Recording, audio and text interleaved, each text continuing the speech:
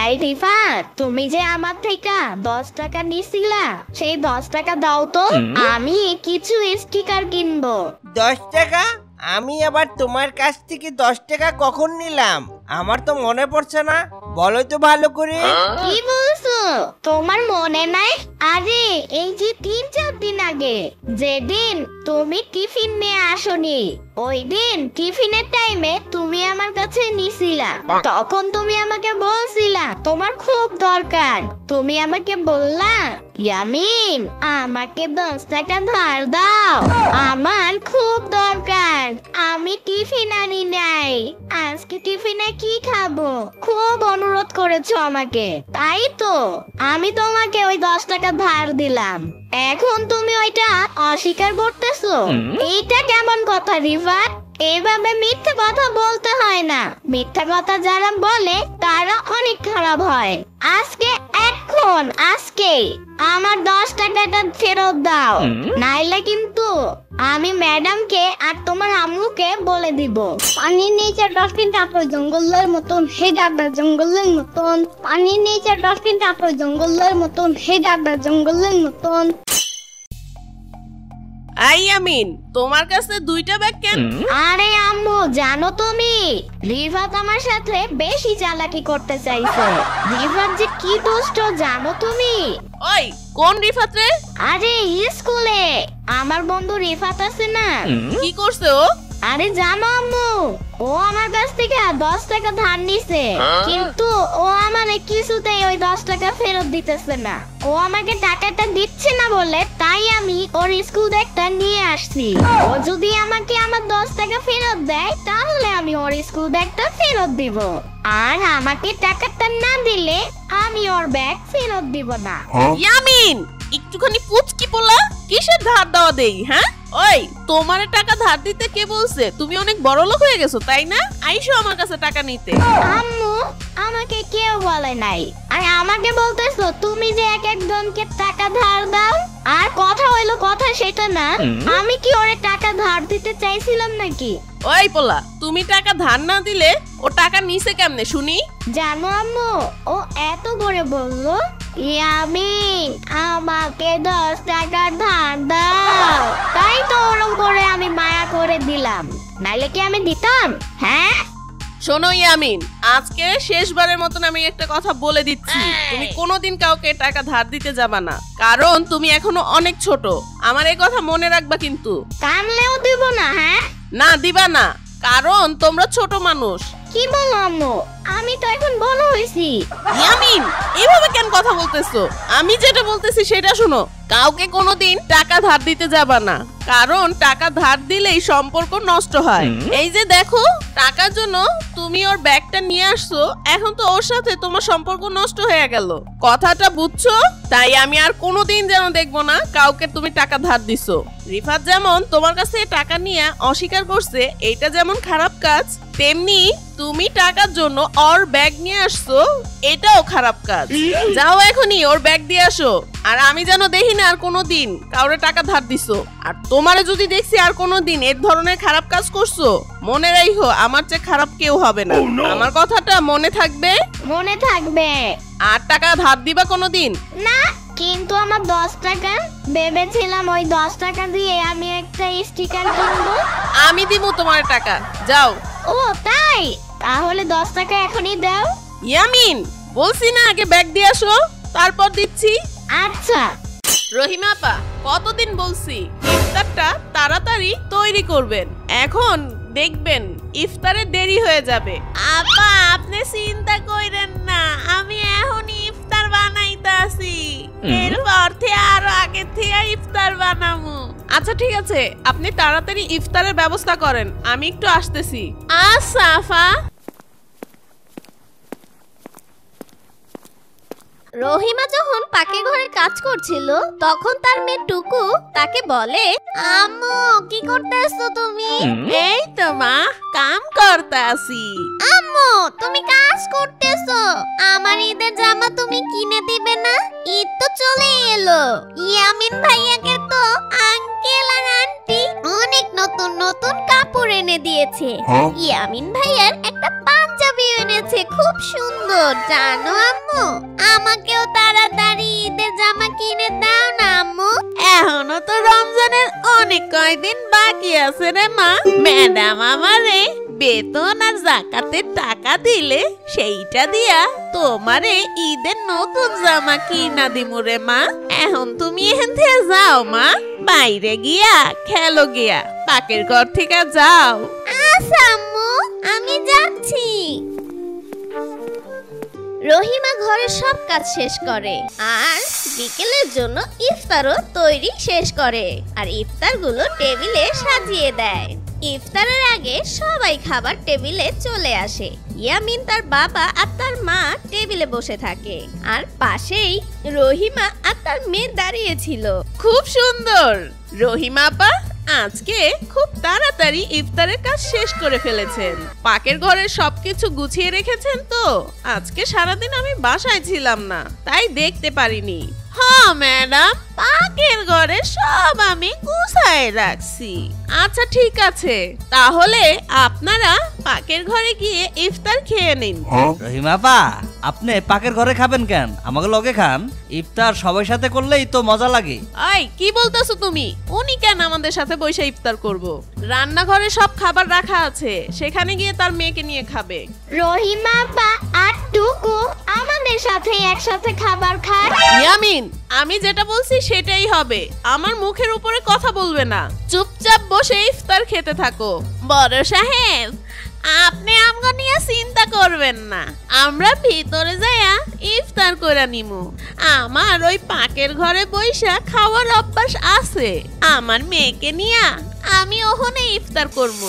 ইফতারের পর ইয়ামিনের মা বাবা তাদের ঈদের পরিকল্পনা করতে থাকে তাদের রুমের ভিতরে। এবারের ঈদে তোমরা কোথায় যেতে যাইতেছো বলো তো? কোথায় আবার যাব? সবচেয়ে ভালো যে জায়গা সেই জায়গায় যাব। অনেকদিন ইয়ামিনকে নিয়ে ভালো কোথাও যাওয়া হচ্ছে না। আরে আমি ভাবছি অন্য কথা। দামি কোথাও ঘুরতে না যেয়ে চলো আমরা গ্রামে ঘুরে আসি। গ্রামের প্রকৃতির কাছে থাকবো, কাক, শকুন এগুলোকে দেখবো। তুমি কি বলো? আচ্ছা, তোমার কাছে জানার আগে আগে ইয়ামিনকে ডাকি। ইয়ামিন কোথায় যেতে চায় সেটা জানি। ওর যেটা পছন্দ হবে আমরা নয় সেটাই করব। ইয়ামিন মা, তুমি ঠিকই কইছো। আচ্ছা চলো ইয়ামিনটা ডাকি। ইয়ামিন, ইয়ামিন বাবু সোনা, কই তুমি? আব্বু, তুমি আমাকে ডেকেছিলে? হ্যাঁ ইয়ামিন, আসো এদিকে আসো। আমরা চাচ্ছিলাম ঈদে কোথাও ঘুরতে যাব। তুমি কোথাও যেতে চাও? ইয়ামিন বলো তো, ঈদে কোথায় যাওয়া যায়? আমি ভাবতাছিলাম কোন দামি রিসোর্টে যেতে, আর তোমার বাবা চাইতাছে আমরা গ্রামে যাব। তোমার কি ইচ্ছা বলো তো বাবা? আম্মু, গ্রামের বাড়ি যাব আর অনেক অনেক মজা করব। আমার গ্রামে যেতে খুব ভালো লাগে। অনেক দিন হয়ে গেছে আমরা গ্রামে যাই না। গ্রামে সম্পার সাথে আমি নৌকায় ভ্রমণ করব। আচ্ছা ইয়ামিন, তুমি যা যাবে তাই হবে বাবা। তাহলে ইয়ামিনের বাবা, তুমি আমাদের গ্রামের যাওয়ার ব্যবস্থা করে রেখো। ঈদ আমরা ঢাকায় করে ঈদের পরের দিনই আমরা গ্রামে যাব। হ্যাঁ, এখন থেকে এইসব গোছানো শুরু করে দাও। কিন্তু আম্মু, আমরা যদি গ্রামে যাই তাহলে রহিমা আন্টি আর টুকুর কি হবে? ওরা তো বাসায় একাই থাকবে। আম্মু, আমাদের গ্রাম দেখাতে ওদেরকে আমাদের সাথে নিয়ে যায়। বাবু সোনা, তুমি ঠিকই বলেছো, ওদেরকেও সাথে নিয়ে যাই। টাকা পয়সা কিছু বেশি খরচ হলেও সমস্যা নেই।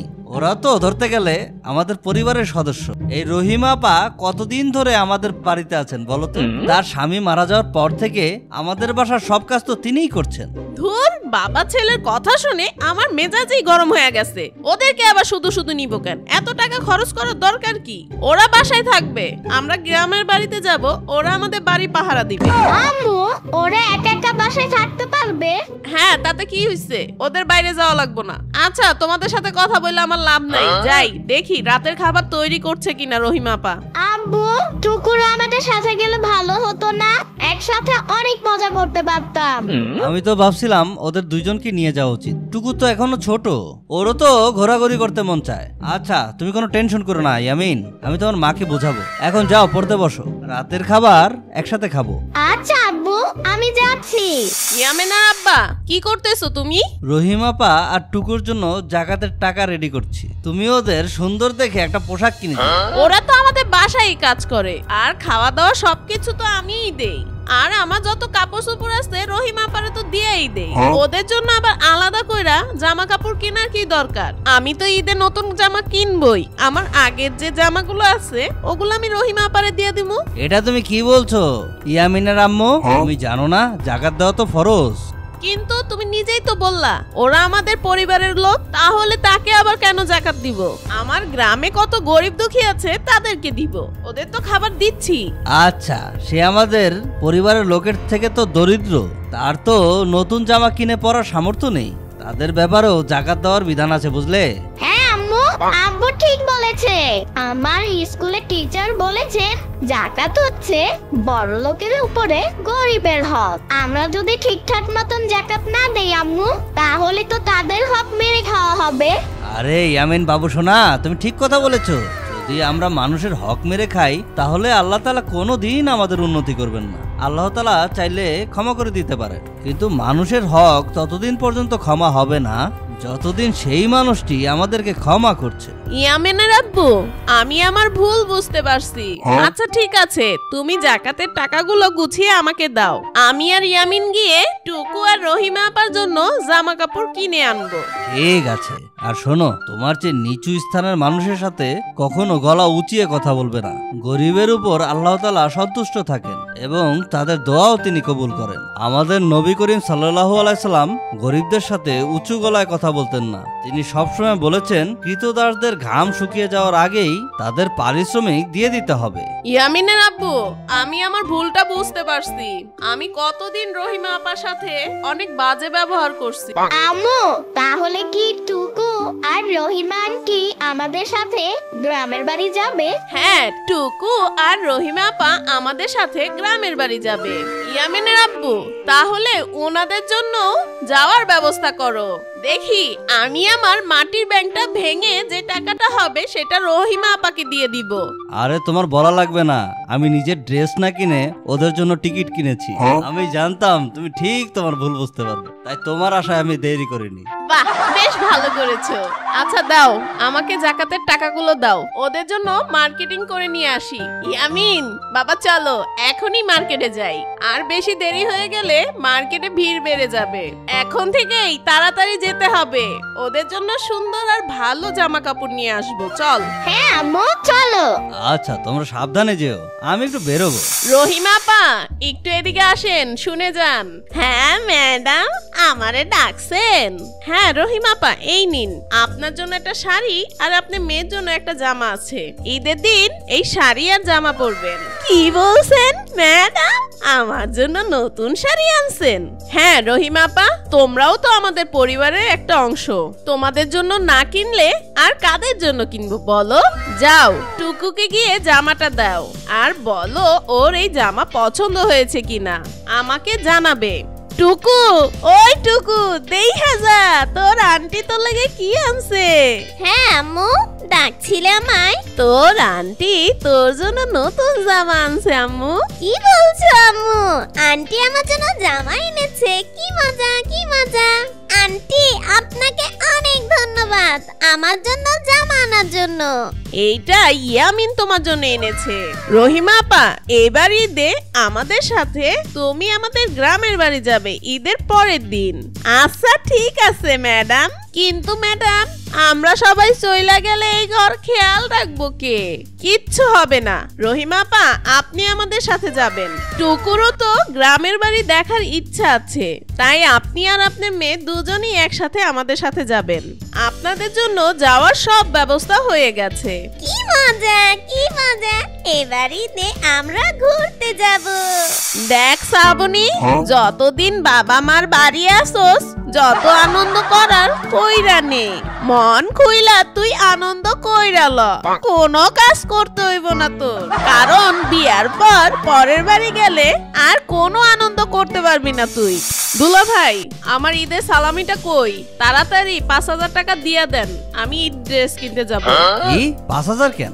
আরে আপনি জানেন না, এখন ঈদের ড্রেস ১০,০০০ থেকে শুরু হয়, সর্বনিম্ন থাকে ৫,০০০। তাই ৫,০০০ টাকা দিবেন আপনি আমারে।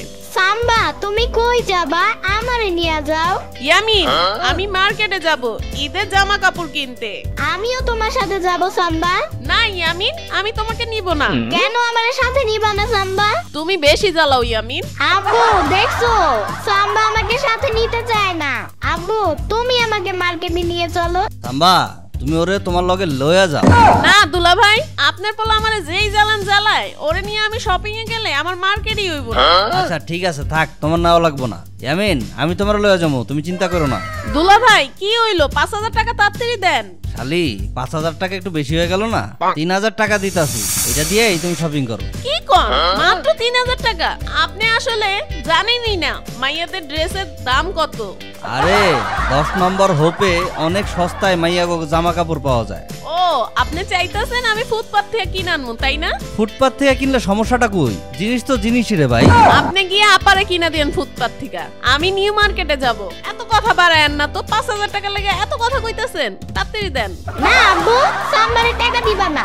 আচ্ছা আচ্ছা ঠিক আছে, এত চাইতো না, দিতাছি। ভাইয়া এই ভাইয়া, আবা এখন হইব না, কাজের অনেক চাপ আছে। ঈদের জন্য এখন কোনো ড্রেস নেওয়া যাইতাছে না। এই কথা বললেন না, প্লিজ একটু ট্রাই করেন না। এইবার এই ড্রেসটা না বানাই দিলে আমার ঈদই হইব না ভাইয়া, প্লিজ। কবে লাগবো? বেশি না ভাইয়া, 5 দিন পর দিলেন, 5 দিন পর দিয়েন, তাইলেই হইব। ঈদের দিন ছাড়া হইব না, কাজের অনেক চাপ আছে। ভাইয়া ভাইয়া না না না, ঈদের দিন তো আমি ড্রেসটা পরমুই। আপনি ঈদের দিন দিয়েন না, আমি তো ঈদের দিনই পরমু। দেখেন আপা, এমনি অনেক চাপে আছি বুঝছেন। কর্মচারীগুলা ঈদের আগে আগে বাসায় চলে যাইব, সবগুলা কাজ পেন্ডিং আছে আমার। দর্জি বইলে কি আমরা মানুষ না? দেখেন আপা, ঈদের দিন হইলে কোন নাইলে জানগা কিনা ড্রেস পরান গিয়া রেডিমেড। এত তাড়াহুড়া দেখাইলে তো হইব না পা।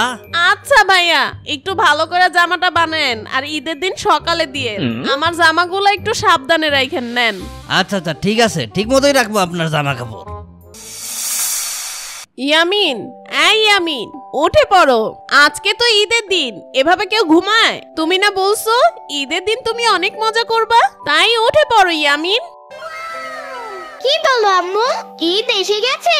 আম্মু আমার মনটা খুব খারাপ লাগছে।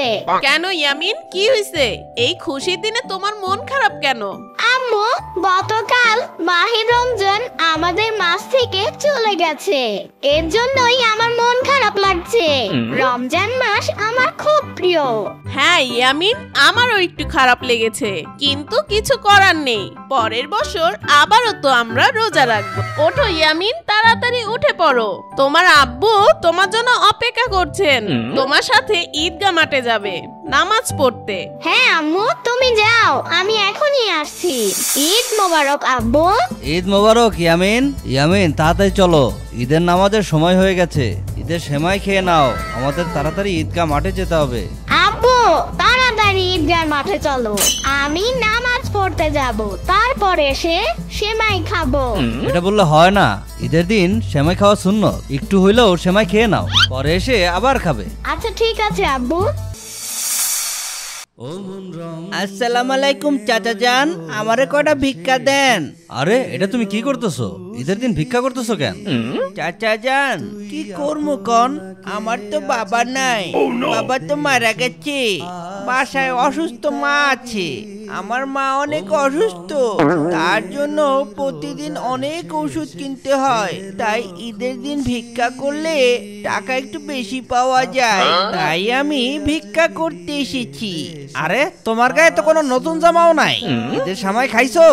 কি বলছেন আঙ্কেল, সেমাই পাবো কোথায়? রাতে একটু পান্তা ভাত ছিল, সেটাই খেয়ে এসেছি। ভিক্ষা কইরা বিকালবেলা মায়ের লাইগা কিছু ঔষধ লইয়া যামু। কাকা এত কথা শোনার দরকার নাই, ভিক্ষা দিলে দেন, না হলে চলে যাব। আব্বু আব্বু ওকে আমাদের বাসায় নিয়ে চলো, আমার যে নতুন পাঞ্জাবি আছে সেটা ওকে আমি দিয়ে দিব। ও ঈদের দিন সেই নতুন পাঞ্জাবি পরবে, আর ওকে জাকাতের টাকা থেকে কিছু টাকা দিয়ে দিও বাবা। হ্যাঁ বাবু সোনা, তুমি ঠিক কইছো। এই তুমি চলো তো আমাকে বাসায়। এই নাও বাবু, এই ব্যাগে তোমার লাগে একটা পাঞ্জাবি আছে, আর তোমার মার জন্য কিছু খাবার আছে, আর এর মধ্যে তোমার জন্য কিছু টাকাও রাখা আছে। কোনো সময় অসুবিধায় পড়লে আমার বাসায় চলে আসবে। ঈদ মানে খুশি, ঈদ মানে আনন্দ। সেই আনন্দটা সবার সাথে ভাগাভাগি করা আমাদের দায়িত্ব। তো বন্ধুরা, এই ঈদে তোমাদের আশেপাশে যদি কেউ গরিব থাকে তাদেরকে সাহায্য করবে। ভালো থেকো। ও মন রমজানের ওই রোজার শেষে এলো খুশির ঈদ। তুই আপনাকে আজ বিলিয়ে দেশন আসমানি তাগি। ও মন রমজানের ওই